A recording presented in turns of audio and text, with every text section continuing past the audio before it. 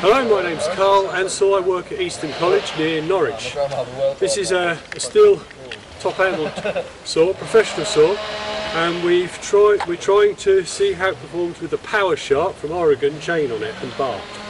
I'm going to give it a sharpen before I start, then I'm going to seat up the tree and cut a piece of wood off. The sharpening seems to be fairly self-explanatory. Place the bar into the holder, like so, with the sharpening stone in place. Make sure it's secure.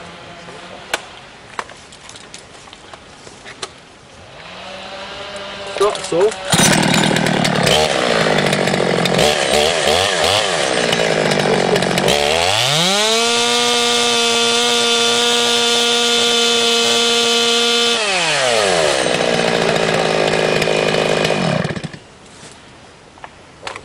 Take the cover off,